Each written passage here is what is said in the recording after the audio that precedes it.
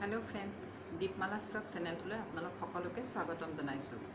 এই ভিডিওটোত মই আপোনালোকৰ লগত আমি সহজতে ঘৰতে কিদৰে ক্লিনজিং টনিং আৰু ময়শ্চাৰাইজিং কৰিব পাৰো তাকে আপোনালোকৰ লগত আলোচনা কৰিম। আশা কৰোঁ আপোনালোকে ভিডিওটো চাই নিশ্চয় ভাল পাব।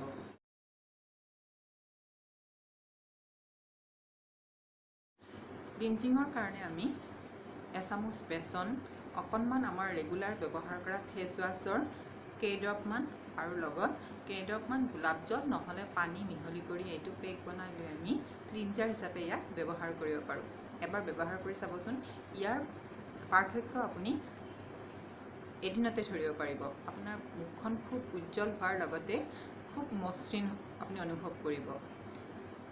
ক্লিনজিংৰ পিছত আমাক লাগে টোনাৰৰ কাৰণে আমি ৰেগুলাৰ ব্যৱহাৰ কৰা টোনাৰটো আমাৰ ওচৰত নাথাকিলেও আমি ডাবৰ গুলাবৰী ৰোজ ওয়াটাৰ এটু মোৰ ওচৰত এটু আছে, এইটোকে আমি টোনাৰ হিচাপে ব্যৱহাৰ কৰোঁ। ই ডাৰ্মাটলজি টেষ্টেড হয় আৰু ইয়াৰ কোনো সাইড ইফেক্ট নাথাকে আৰু লগতে ই প্যাৰাবেন ফ্ৰী হয়, গতিকে এইটো আমি টোনাৰ হিচাপে এইটো ব্যৱহাৰ কৰিব পাৰোঁ। আমাৰ সকলোৰে ওচৰত এটা এলোভেৰা জেল থাকে, তো এই এলোভেৰা জেলকে আমি ময়শ্চাৰাইজাৰ হিচাপে ব্যৱহাৰ কৰিব পাৰোঁ। আৰু এলোভেৰা জেলটো ওচৰত থাকিলে আপোনাৰ হেয়াৰ কেয়াৰ, স্কিন কেয়াৰ লগতে মেকআপ এই গোটেইখিনি হৈ যায়।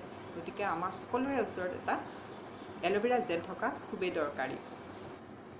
ক্লিনজিং টনিক আৰু ময়শ্চাৰাইজিঙৰ উপৰিও আমাৰ স্কিনৰ কাৰণে কৰিবলগীয়া আন দুটা বিশেষ কাম হৈছে ফেস পেকৰ ব্যৱহাৰ আৰু স্ক্ৰাবিঙৰ কাৰণে আমি চাউলৰ গুড়ি, এলোভেৰা জেল আৰু মৌ এই তিনিটা বস্তু মিহলি কৰি ইয়াক আমি স্ক্ৰাব হিচাপে ব্যৱহাৰ কৰিব পাৰোঁ।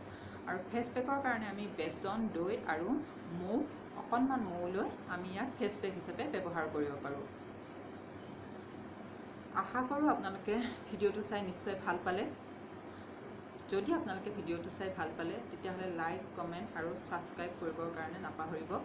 মই এনেকুৱা ধৰণৰ কিছুমান বিউটি টিপছ, ঘৰুৱা দিহা আৰু নানান ধৰণৰ কথোপকথন লৈ আপোনালোকৰ মাজলৈ ভিডিঅ'সমূহ লৈ আহিম।